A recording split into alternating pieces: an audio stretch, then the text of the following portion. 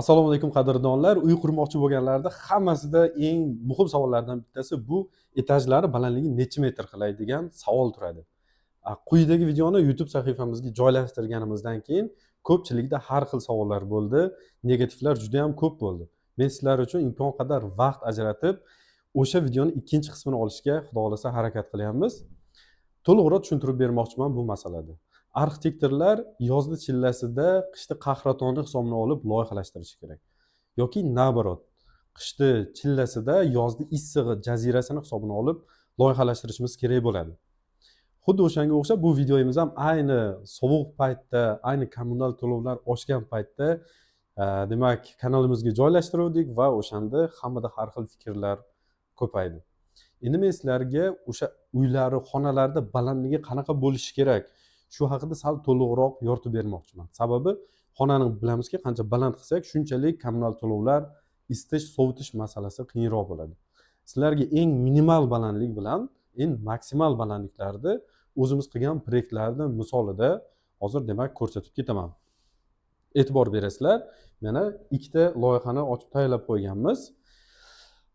Eng o'rtacha misol uchun ishlatiladigan balandliklar deb turib men quyidagi balandliklarni aytganman. Demak oldingi videomizda podval 3 metr, birinchi qavat 3.60, ikkinchi qavat 3.40.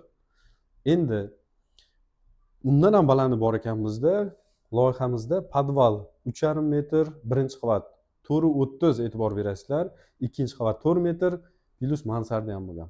Albatta bunaqa loyihalarni qilish bundan buyog'iga sal qiyin bo'ladi. Sababi bizda balandliklar bo'yicha cheklov joriy qilingan. Ya'ni xabaringiz bo'lsa, общий binoni balandligi 12 metrdan baland bo'lishi kerak emas standart bo'yicha. O'zi me'yoriy qoidalarimizda balandliklar necha bo'lishi kerak? Demak, standart bo'yicha 270 berilgan. 270 bu eng kamida degani standart. Undan qancha baland qilinsa bo'ladi, faqat uni ham cheklovlari bor. Hozir shuni 3 qismga bo'lib sizlarga tushuntirib bermoqchiman. Demak, bizda 270 dan 3 metrgacha bu 20% binolar quriladi. Bu albatta uchastkalar uchun, domlar uchun emas, shu joyga ham e'tibor berasizlar. Domlarda 3 metr 320 shu atrofda berilyapti balandlik. 270 dan 3 metrgacha. Keyingisi 3 metrdan 360 gacha. Bu bizda tak 70% desak bo'ladi. 70% tashkil qiladi. Biz o'zimiz ham aynan mana shu oralig'ida tavsiya beramiz.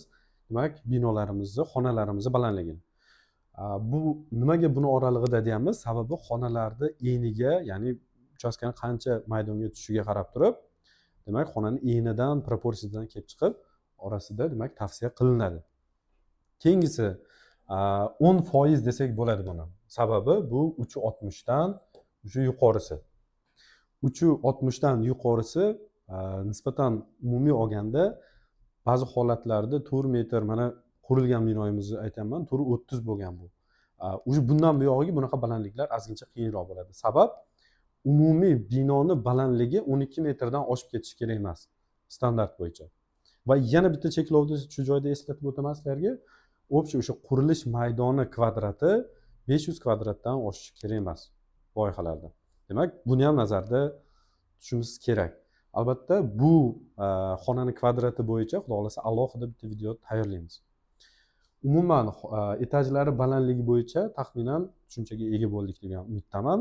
Agar balandliklar bo'yicha kimda qandaydir savollar bo'lsa, izohlarda bemalol yozib qoldirishingiz mumkin. Hammaga rahmat, salomat bo'linglar.